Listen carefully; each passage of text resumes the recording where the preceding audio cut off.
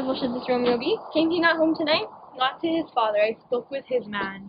Why, the same pale-hearted wench, that Rosaline, torments him till you'll sure run mad. Tybalt, the kinsman to old Capulet, has sent a letter to his father's house. A challenge? On my life.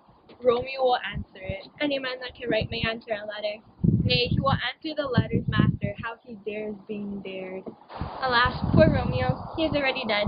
Stabbed with a white wrenched black eye, shot through the ear with a love song. The very pin of his heart cleft with the blind boy's butt shaft, and he is a man to encounter Tybalt. More than a prince of cats, oh, he is the courageous captain of compliments. He fights as you sing French songs, keeps time, distance, and proportion. He rests his minimum 1, 2, and 3rd in your bosom. Is the very butcher of a silk button, a duelist, a gentleman of the very first house, the very first and second cause, the mortal passado, the punto reverso, the hay. Here comes Romeo, here comes Romeo.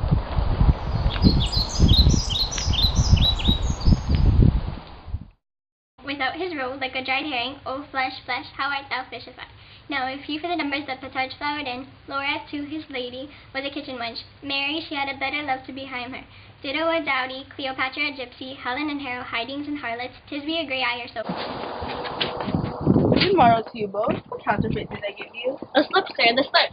Do you not conceive? Good Mercutio, my business is great, and such a case as mine, a man may strain courtesy. That is not to say. Such a case as yours contained a man to the bow and hand. Meaning to courtesy? Thou hast most kindly said it. A most courteous exposition. Nay, I am very pink of courtesy. Pink for flower? Right. Why then is my pump 12 flowers? Sure wit, follow the music just now, till thou hast worn out my pump. Then when the single soul is born, the just may remain, after the wearing solely singular. Oh, single soul just, solely singular for the singleness. Good Benvolio, come between us, play with pains. Switch and spurs, or I'll cry a match. Nay, if our wits run the wild goose chase, I am done. For thou hast more of the wild goose in one of thy wits than, I am sure, I have in my whole five. Was I with you there for the goose? Thou wast never with me for anything, when thou wast not there for the goose. Thy wit is a very better sweet, is most sharp sauce. Nay, the goose, bite not. Oh, here's a wit of Shergold that stretches from an inch narrow to an ell broad. I stretch it out for the word broad, which, added to goose, proves thee for far and wide a broad goose.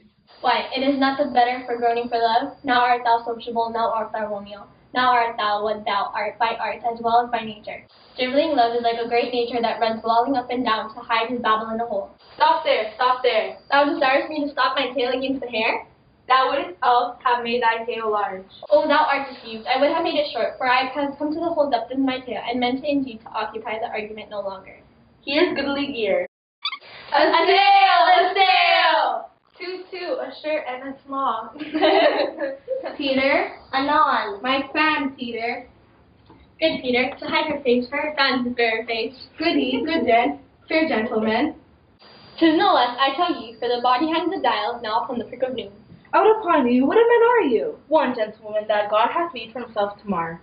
By the troth, it is well said from him to mar. Quoth he, gentlemen, can any of you tell me where we find the young Romeo? I can tell you, but young Romeo will be older when you have found him than he was when you sought him. I am the youngest of the name, for fault of the worst. You say well. Yeah, it is the worst well. Very well taken faith. Wisely, wisely.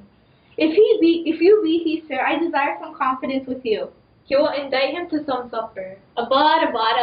So ho. What hast thou found? No hair, sir, unless a hair, sir, in a Lenten pie that is something still, and a fore-ear it be spent. An old hair horn! An old hair horn!